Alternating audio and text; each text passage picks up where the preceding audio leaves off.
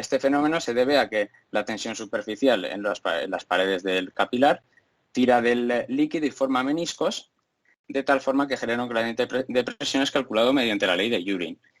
Si hacemos un poco de álgebra, podemos obtener la relación entre la altura que alcanza el fluido en el tubo capilar y el radio de ese tubo capilar. Son inversamente proporcionales, de tal forma que cuanto más altura alcance, menor será el radio, y cuanto mayor sea el radio, menor será la altura alcanzada. En cuanto a tratar un poco el flujo transversal en microcirculación, vemos que la baja velocidad de circulación de la sangre en capilares y sus delgadas paredes nos proporcionan las condiciones adecuadas para que se produzcan fenómenos de intercambio capilar, es decir, en los poros de los capilares se intercambian nutrientes, sustancias liposolubles, también oxígeno, entre el vaso y el medio. ¿Cómo se van a comportar estos vasos con respecto al medio? Va a depender de la presión que haya en estos vasos, es decir, si la presión en el interior del vaso es mayor que la presión en el medio capilar, estos se comportarán como fuente, es decir, emitirán este tipo de sustancias al medio capilar, mientras que si su presión es menor que la del medio capilar, van a actuar como sumideros de estos nutrientes, es decir, van a absorber este tipo de nutrientes. Bien, si nos centramos ya en el cálculo de las presiones y de caudales, el código que hemos generado se estructura en los siguientes pasos. En primer lugar, generamos un TXT a partir del modelo de Julia de angiogénesis, que nos guarda los vasos principales formados de cada uno con sus respectivos segmentos y coordenadas de cada uno de estos segmentos, así como sus radios. Posteriormente obtenemos los puntos de corte entre vasos. Esto es importante, obtener los nodos para poder generar posteriormente los tramos. Y una vez que tengamos los tramos, calcularemos sus longitudes y radios. Cuando tengamos las longitudes y radios, construimos una matriz A, que será análoga a un problema simple de cálculo matricial, a la matriz K de un problema de cálculo matricial, y finalmente resolveremos el sistema mediante minimización con un solver en Python. Bien, aquí tenemos un ejemplo del archivo TXT. Tenemos el vaso principal, está constituido por 10 segmentos y cada uno de estos segmentos tiene sus coordenadas. Bien, ¿cómo vamos a almacenar posteriormente?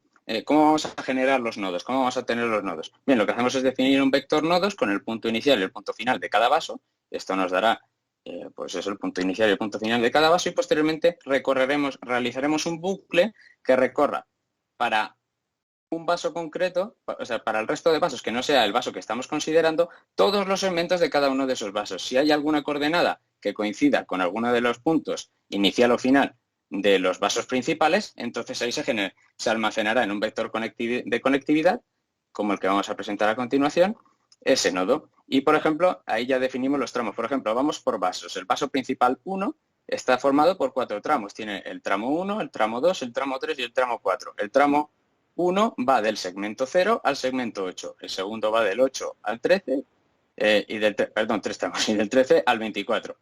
Se ordena en función de segmentos y no de nodos porque la numeración de nodos es más aleatoria, pero por ejemplo aquí podemos verlo para entenderlo también bien. En el vaso 7, el segmento 73 llega del nodo 13 y el segmento 67 del vaso 8 también sale del nodo 13. Entonces ya tenemos dos segmentos que salen del mismo nodo y pertenecen a distintos vasos, pero como al final los vamos a tratar como tramos separados, no nos interesan cuántos vasos nos han formado, sino cuántos tramos se nos han quedado definidos. Una vez que tenemos esto, definidos los tramos, por ejemplo, un esquema sencillo, tenemos 5 tramos y aplicamos la ecuación de continuidad de equilibrio de caudales, por ejemplo, en el nodo 3. Vamos a plantear el equilibrio en el nodo 3. Calculamos el caudal a partir de la ecuación de Hagen-Poiseuille. Posteriormente sustituimos esta expresión en la de arriba, en la del equilibrio, lo podemos presentar en forma vectorial y finalmente obtenemos la expresión general del problema, una matriz A de n por n, donde n es el número de nodos, y un vector columna P que nos almacena las presiones en cada uno de los nodos. Luego el problema queda finalmente cerrado con las condiciones de contorno en presiones en la arteriola y en la vénula, 35 milímetros de mercurio para la arteriola y 10 para la vénula, que son aproximadamente entre unos 4.600 y 1.300 pascales respectivamente para arteriola y para vénula. Bien, ahora los resultados. Vamos a analizar 3 configuraciones planteadas.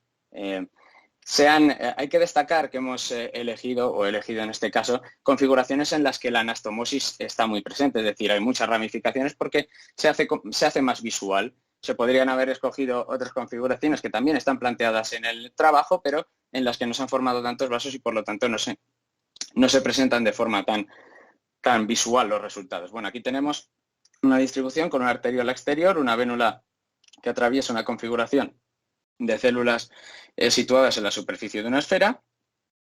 Vemos cómo se ramifican y aquí vemos la distribución de flujos. Bien, los flujos en rojo son aquellos, son identificados como los vasos de conducción principales. Son aquellos que transportan nutrientes y oxígeno directamente de las venas, de las arteriolas a las vénulas.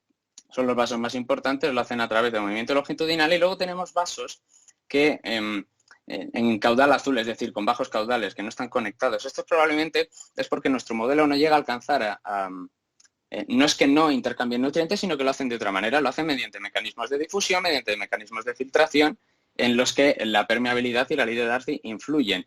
Por lo tanto, son vasos que tendremos que tener en cuenta para aplicar estos modelos en trabajos futuros.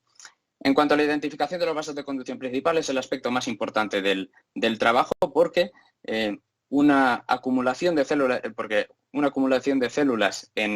en alguno de estos vasos de conducción principal puede llegar a estrangular este vaso y puede dejar sin sustento de oxígeno y de otros nutrientes a una gran parte de la red vascular. Es decir, puede dejar, por ejemplo, imaginemos que un problema potencial puede ser la acumulación de células en esta zona, cerca de la vénula, ya que hay muchas acumuladas aquí. Imaginemos que se colocan encima de este vaso, pues lo que ocurriría es que lo estrangularían, le dejarían sin oxígeno y luego aprovechan esa red de vasos vacíos, porque no solo afecta al que estrangulan, sino a los de alrededor que dejan de tener sustento de oxígeno. Entonces aprovechan esos vasos vacíos para seguir su camino hasta alcanzar una vénula o una arteriola y propagarse por el resto del cuerpo humano. Ahí es donde tenemos el principal problema, porque se produciría metástasis. En cuanto a la distribución de presiones, lo que representa esta diapositiva son las presiones en función de la presión del medio. Es decir, las presiones en rojo tenemos vasos con mayor presión que la presión del medio capilar, y las presiones en azul los vasos en azul son aquellos que tienen presiones menores que la presión del medio capilar, de tal forma que los primeros funcionan como fuentes de nutrientes, de líquido liposoluble, lo que hemos dicho, de oxígeno, etcétera, mientras que los segundos absorben ese tipo de sustancias. Otro caso a considerar, por ejemplo, en este caso, la arteriola ya no es exterior a la configuración, sino que actúa como eje imaginario de esta distribución cilíndrica de células. También vemos como la vénula las atraviesa levemente o es tangente a ellas. Vemos de nuevo las ramificaciones, la anastomosis tiene de nuevo un papel fundamental en esta configuración. De nuevo, distribución de flujos, caudal azul, caudales pequeños en los que no influye.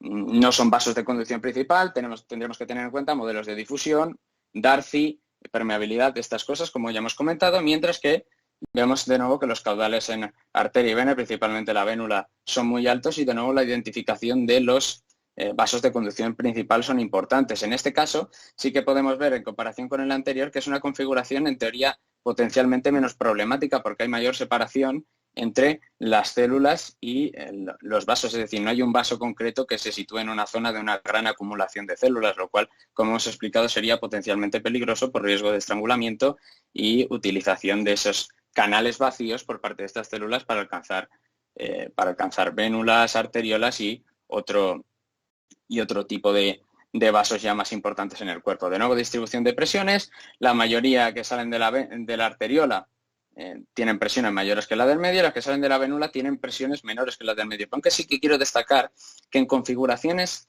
esto ocurre en configuraciones muy ramificadas, que lo normal es que en los vasos que salgan de la vénula tengan presiones más bajas, mientras que los de la arteriola tengan presiones más altas, como ocurre aquí. Sin embargo, vemos que hay vasos que salen de la vénula que también tienen presiones altas. ¿Esto por qué ocurre? Ocurre porque en configuraciones muy ramificadas ya un vaso está interconectado a tantos vasos a la vez que puede que esté conectado a más vasos de presión alta que de presión baja, y al final tengo una presión más bien alta que baja o viceversa. Esto no ocurre en configuraciones como las que tengo en el trabajo, en las que no hay tantos vasos ramificados y por tanto sigue una configuración más normal, digamos.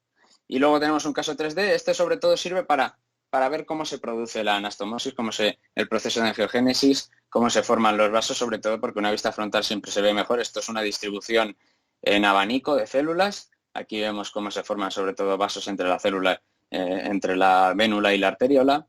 De nuevo, una distribución de flujos en la que apreciamos que el caudal en la vénula es mayor que en la arteriola, como era previsible.